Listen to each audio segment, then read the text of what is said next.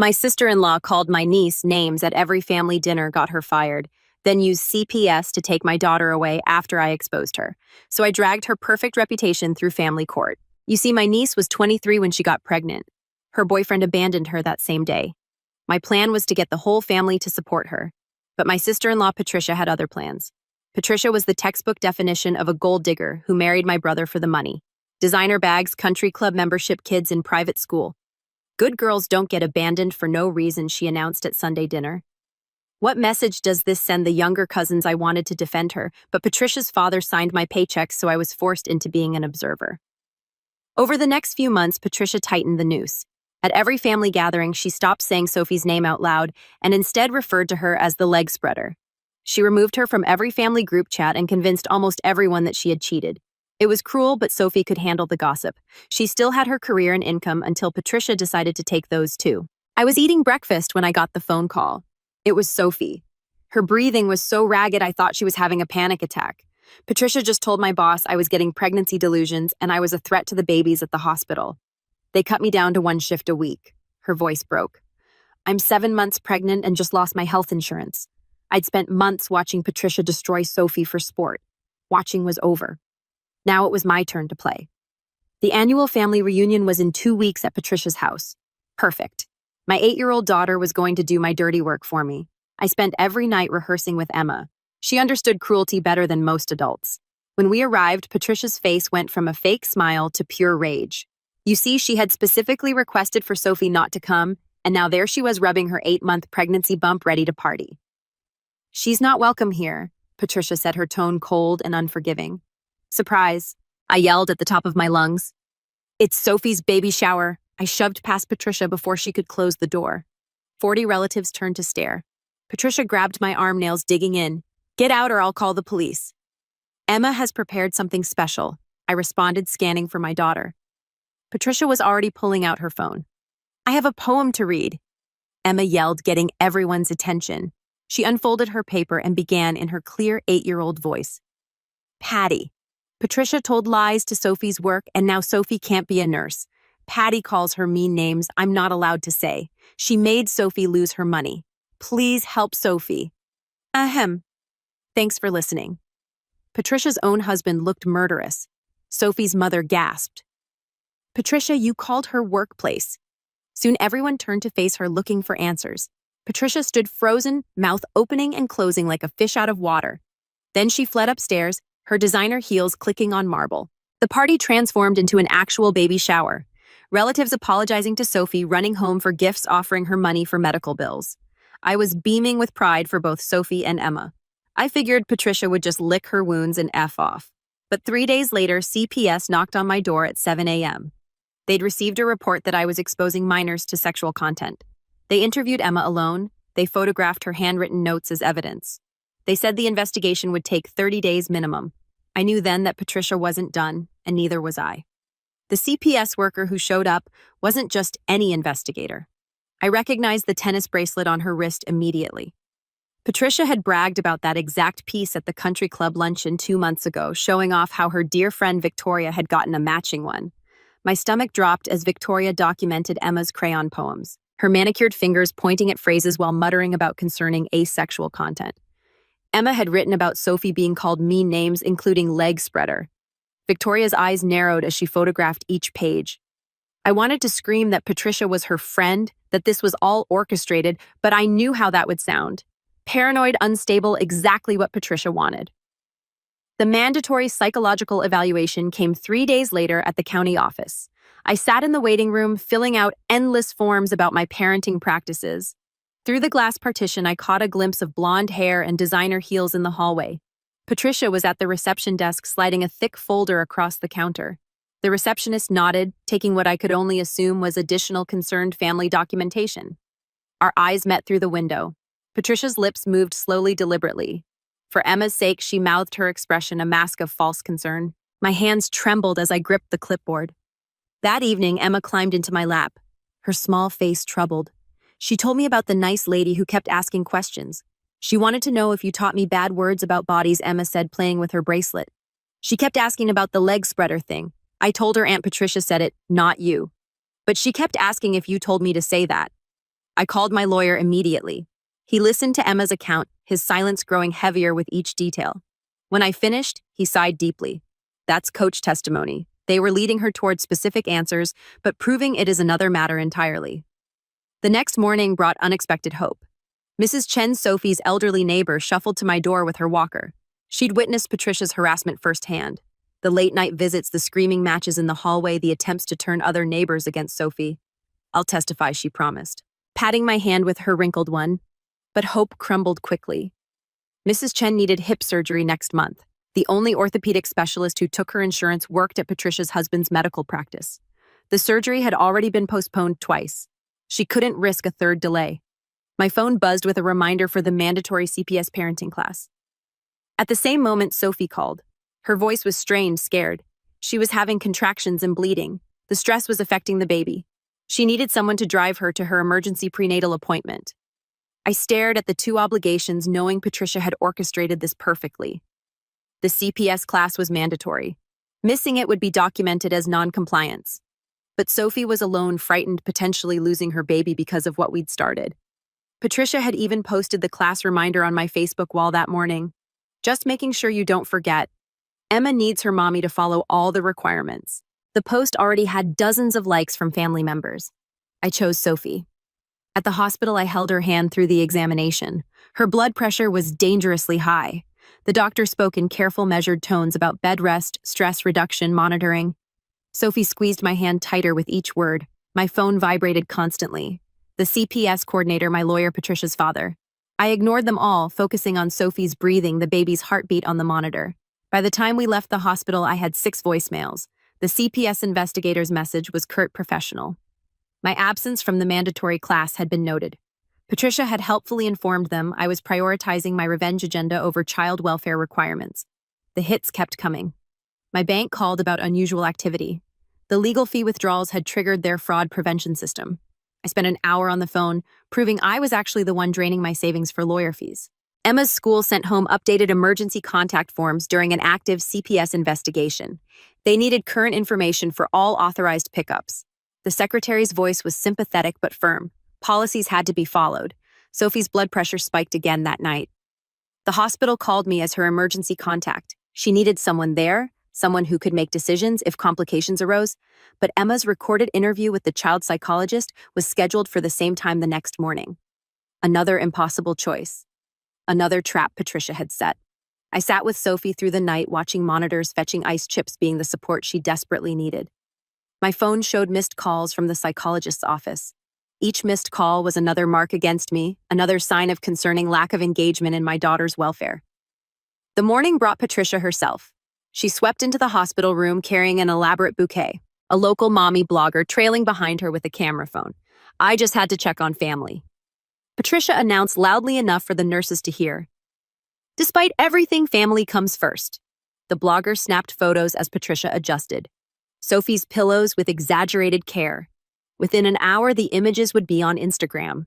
Local aunt supports pregnant niece despite false accusations. Patricia had turned my absence from Emma's appointment into a PR opportunity for herself. Emma's teacher called that afternoon. Her voice was carefully neutral as she explained that Patricia had volunteered as an emergency contact given the situation.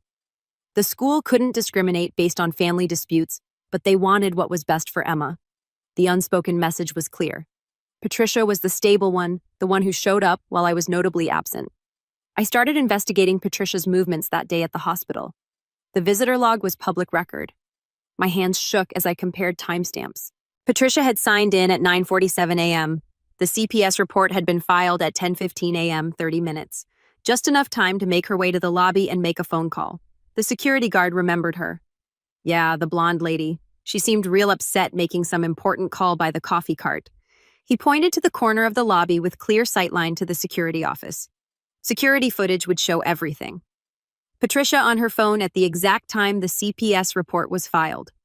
Proof of premeditation. Proof this was all orchestrated, but footage required a subpoena, and I'd just been caught photographing the security office layout trying to figure out their camera angles. The head of security escorted me out, warning me not to return without proper authorization. Patricia's father called me into his office the next day. My job performance review was spread across his desk. You're distracted, he said, not meeting my eyes. These audit reports need your approval. But I need to know you're focused on work, not family drama. The threat was clear. My job, my income, my ability to fight for Emma, all of it rested in the hands of Patricia's father. That evening, my brother finally reached out. His text made my blood run cold. You're spiraling just like when Mom died. You blamed everyone but yourself then, too. Get help. The words were his, but the phrasing was pure Patricia. She'd fed him the exact narrative to push. I was the unstable one, the one who couldn't let go, the one who needed help. Patricia's next move was breathtakingly cruel. She created a Facebook group called Prayers for Emma. Within hours, concerned relatives and family friends were posting comments about my obvious distress and erratic behavior. Each comment became another piece of evidence for CPS, proof of community awareness of my supposed instability. Sophie tried to defend me online, posting about Patricia's harassment the workplace calls the deliberate cruelty. But Patricia's lawyer screenshotted every post, framing it as coordinated harassment by unstable individuals. Then came the final twist of the knife. Sophie's boyfriend had abandoned her, leaving her without support. Patricia stepped in as her emergency contact at the hospital. She now controlled Sophie's visitor list, her prescription approvals. Sophie's prenatal vitamins required authorization. Patricia held all the cards. The exhaustion was overwhelming. I'd spent all night preparing CPS documentation, trying to build my case with evidence and testimonies. At work the next day, I couldn't keep my eyes open. I dozed off at my desk for just a moment. Patricia's father documented it all. Impairment affecting job performance, another piece of evidence for their case. My best friend Melissa called that night in tears. Her daughter had a rare autoimmune condition. Patricia's husband was the only specialist in the state who treated it. I believe you, Melissa sobbed. But my daughter could die without his care. I can't provide a character reference. I'm so sorry. Even the grocery store became a battlefield. The manager pulled me aside, embarrassed but firm. Patricia had filed a complaint about feeling unsafe when I shopped there. Could I perhaps come during off-peak hours? Later, I discovered Patricia had filed a police report for stalking after we'd crossed paths in the cereal aisle. Small victories felt hollow. Emma's teacher confirmed that the handwriting and spelling errors in the poems matched Emma's usual work. Patricia's claim that I dictated them was clearly false, but what did it matter when the entire system was tilted in her favor? My college roommate, now a social worker in another county, admitted Patricia had contacted her department weeks ago. Preemptive concerns filed about potential psychological abuse. The groundwork had been laid before the reunion even happened. Every move I made to prove Patricia's lies required admitting to something worse. Proving Patricia had lied about Sophie required admitting I'd overheard their private conversation at family dinner. But Patricia had just filed a restraining order. That admission would violate it. When I finally proved one small lie, that Patricia had misrepresented a timeline, the victory was immediately twisted. She's so obsessed with Patricia that she's stalking her at restaurants became the new narrative. The CPS supervisor mentioned something during our meeting that chilled me. This case is unusual, she said carefully. Normally, poem content like this wouldn't warrant a full investigation. Someone is very connected and very concerned about your daughter's welfare. I left her office knowing the truth. This wasn't about Emma's poems or my parenting. This was Patricia systematically destroying me because I dared to fight back. Patricia's strategy became clearer when she befriended my custody lawyer's receptionist through their shared mommy group. I discovered this accidentally when my motion for expedited hearing mysteriously went missing. The receptionist apologized profusely, claiming the paperwork must have been misfiled. It happened again the following week with my evidence submission. Then my request for character witness statements vanished. Each time, Patricia seemed to know exactly what legal moves I'd attempted before my lawyer could even file them. Emma came home from school one afternoon with a troubled expression. She mentioned that Aunt Patricia had spoken to her during the school's fall festival. Patricia had told her that Mommy might need special help soon, but not to worry because she would take care of Emma. My daughter couldn't remember the exact words, but the message was clear. Patricia was planting seeds of doubt in my own child's mind. While organizing my phone to back up evidence, I found an old text message I'd sent Sophie 3 months earlier. My stomach dropped as I read it. Patricia's such a karma will get her. The timestamp showed I'd sent it after Patricia had made another cruel comment about Sophie at a family barbecue. Patricia's lawyer had already submitted this as evidence in their emergency custody petition, painting me as someone who'd been planning revenge for months. The baby shower gifts I'd collected for Sophie during the reunion started arriving at my apartment with passive-aggressive notes attached. Hope this reaches the right person. One card read, "For someone who truly needs support," said another. Patricia had told the relatives I was exploiting a pregnant woman for my personal vendetta against her. The gifts kept coming, each note more pointed than the last. My doorbell camera captured me during a 3 a.m. panic attack on my front steps. I'd gone outside to avoid waking Emma with my crying. The footage showed me pacing, pulling at my hair, clearly distressed. Patricia's lawyer subpoenaed the footage as evidence of mental instability. The timestamp coincided with the night before a custody hearing, which they argued showed I couldn't handle the pressure of parenting. During family court proceedings, I presented my evidence about Patricia's workplace interference. The judge reviewed it briefly before dismissing it as hearsay and part of an obsessive behavior pattern. Without direct proof, my accusations seemed like the ravings of a bitter sister-in-law. Patricia sat across the courtroom, hands folded primly, the picture of concerned stability. I convinced Sophie's colleague to check their internal complaint system. She discovered Patricia had accessed Sophie's schedule through her husband's medical credentials. The digital footprint showed someone using his login had viewed Sophie's shift patterns multiple times before the complaint was filed. It was the first solid evidence of premeditation I'd found.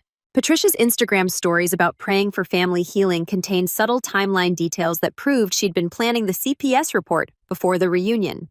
One post from 2 weeks before the party mentioned concerns about children being exposed to inappropriate content. Another referenced the importance of protecting innocent minds. She'd been building her narrative for weeks.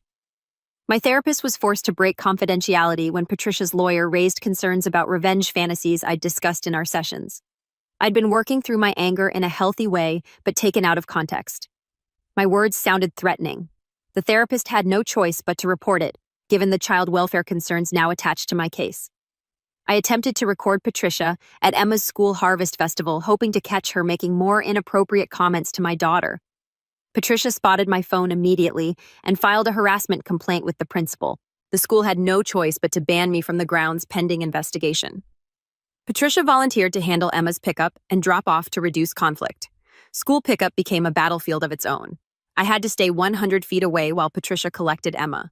My daughter would reach for me crying, not understanding why mommy couldn't come closer. Patricia would speak soothingly to her loud enough for other parents to hear about how sometimes grown-ups need timeouts too. My brother finally chose a side when Patricia threatened to expose a DUI he'd gotten in college to his employer. He worked in financial services where such a revelation could end his career. He called me late one night, his voice thick with regret, explaining that he had to protect his own children. His wife had given him an ultimatum and he couldn't risk losing everything. The psychological torture reached new heights when I noticed Patricia wearing Sophie's donated maternity clothes to court appearances. The monogrammed sweater, Sophie had loved the dress she'd saved for special occasions. Patricia wore them all. It was a calculated cruelty, a way to hurt both Sophie and me while appearing generous for taking hand-me-downs. Patricia made an offer through her lawyer. She would drop everything if I signed an affidavit stating Sophie was emotionally unstable and unfit for patient care. The document would effectively end Sophie's nursing career, but would result in the CPS investigation being closed. I stared at the papers, knowing this was exactly what Patricia wanted me choosing between Emma and Sophie. My refusal was immediately reframed in Patricia's emergency motion for temporary placement. I was choosing my vendetta over my daughter's well-being, prioritizing my need for revenge over Emma's stability. The motion painted me as someone so consumed with hatred that I'd sacrificed my own child to hurt Patricia. A breakthrough came when I discovered Patricia had called CPS from the hospital parking lot, not the lobby as I'd initially thought. The security footage timestamp was wrong due to a camera malfunction during a system update. It still proved Patricia's presence at the hospital during the crucial window, but the discrepancy made the evidence less compelling. Sophie had been smarter than any of us realized. She'd been documenting Patricia's harassment in draft emails to herself saved in an old email account Patricia didn't know existed. Months of incidents, dates, times, witnesses, all carefully recorded. Sophie had known she might need evidence someday and had been quietly building her case. The real motive behind Patricia's cruelty finally emerged. Her cousin Marcus was Sophie's ex-boyfriend. Patricia believed Sophie had seduced and ruined him, destroying his future with her pregnancy. It wasn't just about moral superiority, it was personal. Patricia saw herself as avenging her cousin, protecting the family from Sophie's influence. My mother faced an impossible choice. Supporting meant potentially losing access to her son and other grandchildren. Patricia had made it clear that anyone who testified on my behalf would be cut off from that side of the family. Mom chose careful neutrality, offering to supervise visits but refusing to testify for either side. She couldn't bear to lose everyone. I started adopting Patricia's tactics. I joined her gym, timing my workouts to overlap with hers. I frequented her favorite coffee shop, always staying just within legal boundaries. I never approached her, never spoke to her, but my presence was a constant reminder that two could play this game. During a visit at my mother's house, I noticed Patricia's tablet on the kitchen counter. While supposedly checking the weather, I quickly accessed her call history. Screenshots revealed Patricia had obtained Sophie's employer information through my brother's LinkedIn contacts, posing as a reference checker. The evidence was illegally obtained, but it showed the depth of her deception. Sophie's ex-boyfriend Marcus suddenly reappeared, claiming paternity rights. Patricia had convinced him that Sophie had trapped him with the pregnancy, that he needed to protect his parental rights before Sophie could shut him out forever. Fighting custody and paternity battles simultaneously meant I missed Emma's therapy appointment. The therapist noted my absence as part of a pattern of disengagement.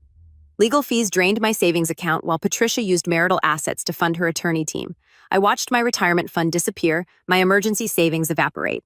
Every dollar spent on lawyers was a dollar not saved for Emma's future, a fact Patricia's team emphasized repeatedly. A confrontation erupted at Sophie's obstetrics appointment when Patricia appeared as concerned family. She'd convinced the receptionist she was there to support Sophie, but her real purpose was intimidation. Security removed me when I tried to intervene, adding another incident to Patricia's growing documentation of my unstable behavior. Patricia's father called me into his office on a Friday afternoon. My termination was framed as performance issues and creating a hostile work environment. Multiple absences for court dates, the documented instance of sleeping at my desk, the distraction affecting my work. It all added up to a paper trail supporting my dismissal. He said it was for everyone's good, avoiding my eyes as security boxed up my desk. Moving back in with my parents was humiliating. Patricia posted constantly about providing Emma stability in her real home, sharing photos of my daughter's bedroom at their house, the new clothes she'd bought her, the activities they did together. Each post was a knife twisted deeper. My father begged me to let it go. He saw what the fight was costing, not just financially, but emotionally. Emma was suffering, caught between two worlds. Patricia was winning because she had resources, connections, and most importantly, she could afford to keep fighting. I was running on fumes, destroying myself in the process. My investigation into Patricia's connections caused collateral damage I hadn't anticipated. Sophie's supportive coworker was called into HR about enabling workplace harassment by sharing information with me. The coworker's promotion was suddenly in jeopardy, her judgment questioned. Her husband demanded she distance herself from both Sophie and me to protect their family's reputation and income. Despite knowing my actions were creating ripple effects of damage, I couldn't stop gathering evidence. Every piece of information felt crucial, every lead worth pursuing. Families were dividing. Friendships ending, careers threatened, all because I couldn't let Patricia win. Emma's guardian albitum asked me a question that stopped me cold. Have you considered that your obsession with Patricia is harming Emma? I opened my mouth to respond, to explain about the injustice, the lies, the manipulation. But the words wouldn't come, because somewhere deep down, I knew she might be right. In court, I admitted to recording Patricia without consent at the school event. It was a calculated risk, trading potential criminal charges for credibility.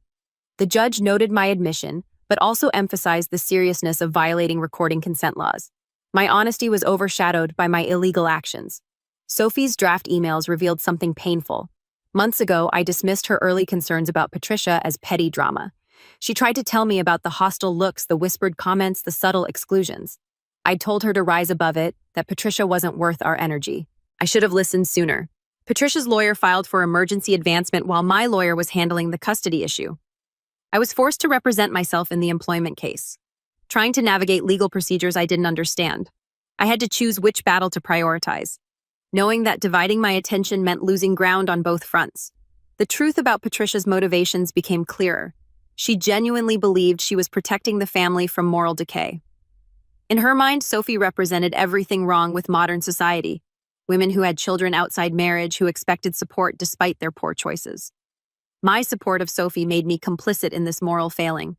Patricia's own history explained so much. Her sister had been ostracized for getting pregnant as a teenager. Patricia's parents had cut off all contact, maintaining that tough love was the only way to preserve family values. Patricia had internalized these lessons, believing ostracism was righteous rather than cruel. I crossed an ethical line I never thought I would. During visits with Emma, I started asking her to remember anything strange Aunt Patricia did. I taught her to pay attention to conversations, to remember details that might help Mommy. I was using my 8-year-old daughter as an informant. The old version of me, the one who believed in doing the right thing, died completely. I taught Emma to write things down in her diary, knowing I was manipulating her innocence for my own purposes.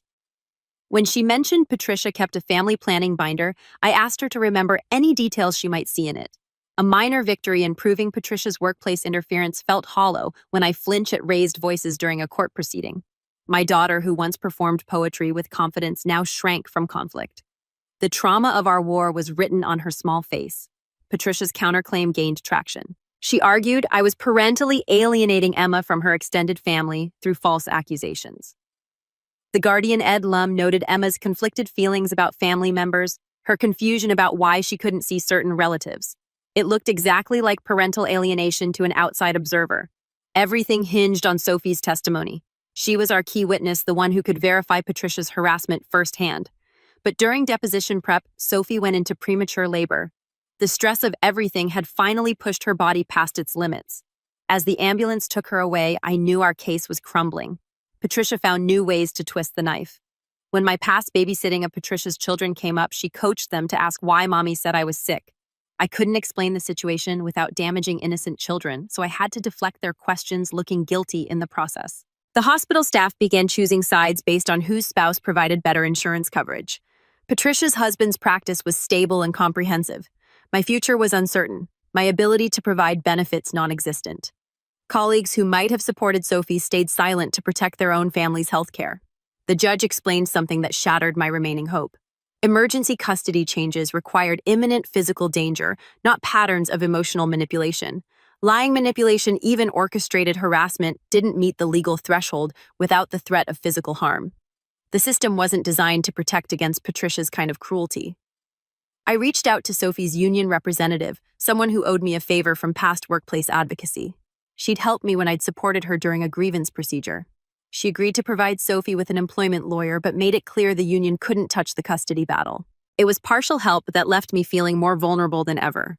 Sophie's emails revealed she'd known Patricia was escalating but had stayed at the job to maintain insurance coverage for her baby.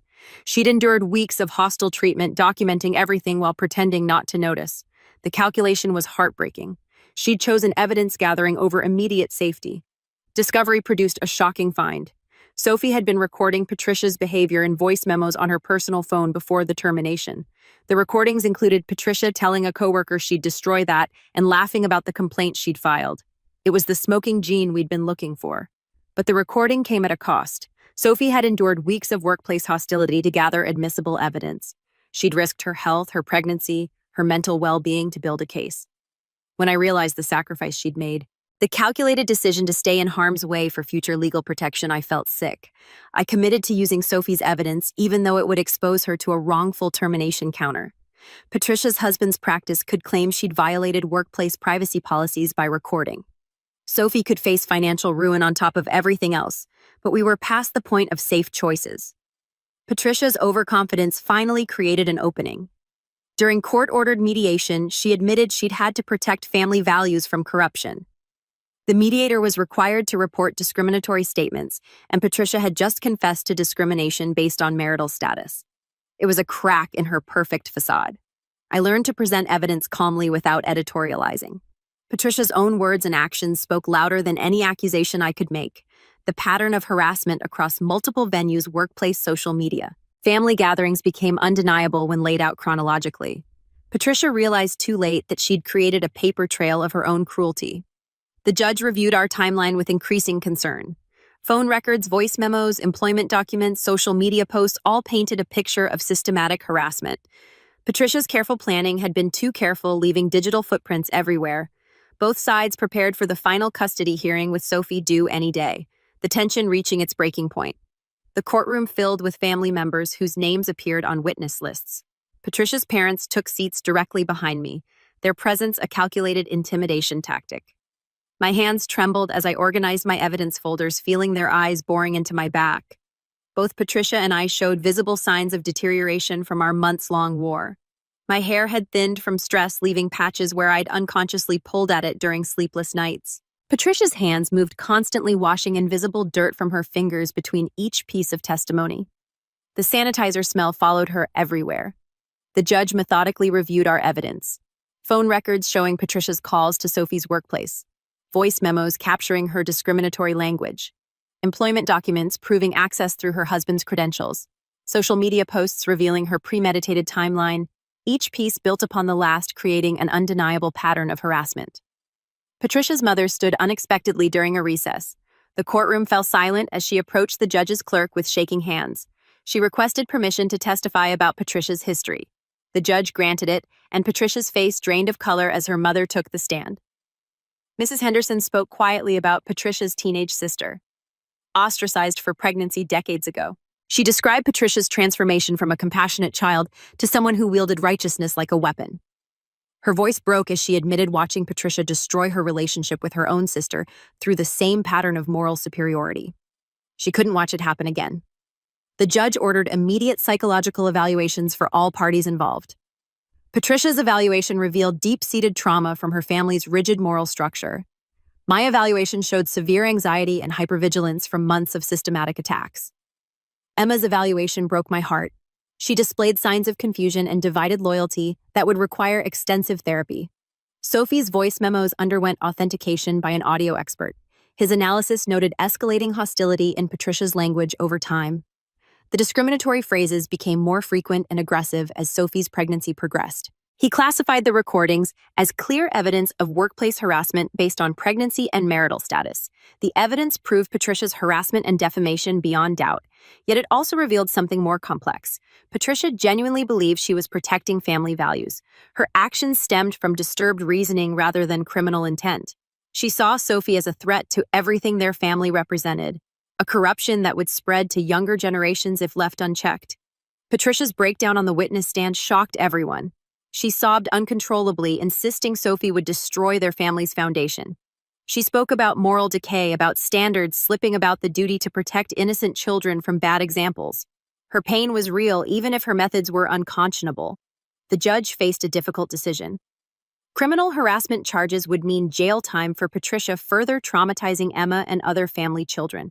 Family court resolution would focus on custody and protective orders without criminal penalties. He offered me the choice. I thought about Emma's flinching at raised voices, about the confusion in her eyes when family members fought about the therapy she'd need regardless of the outcome.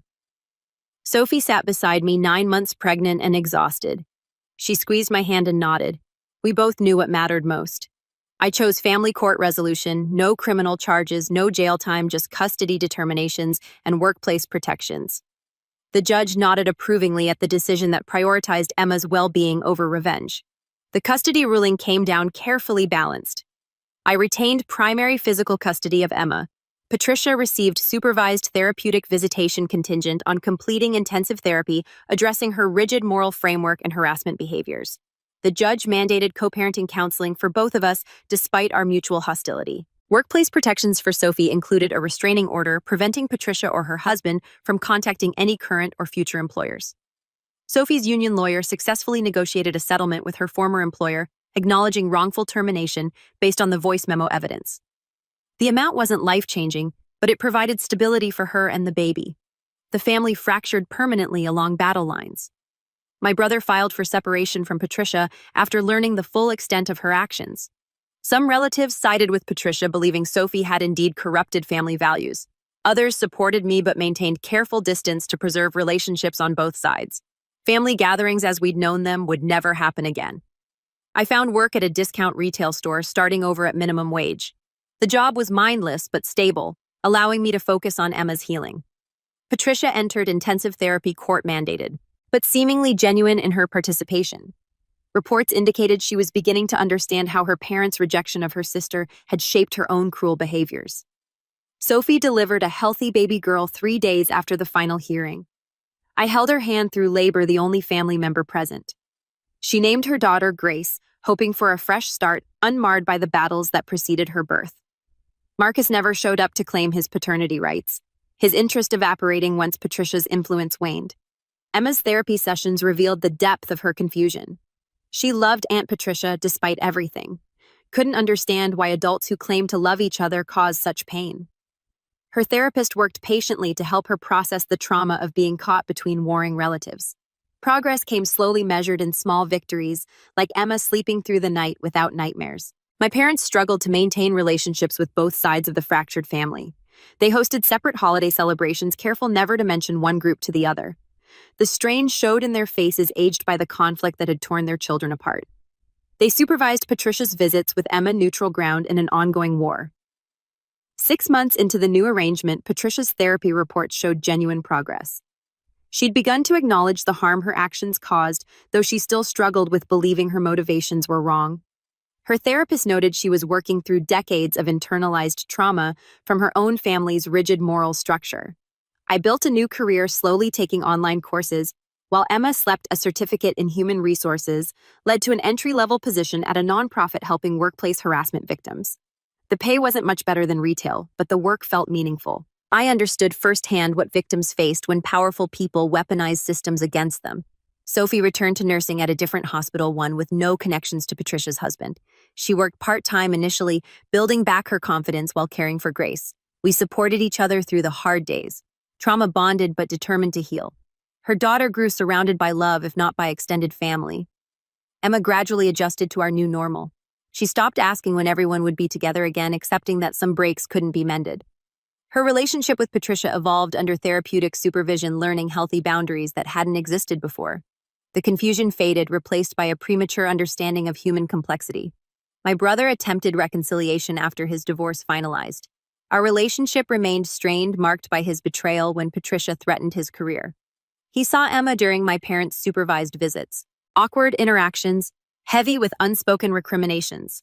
Trust once broken proved impossible to fully restore.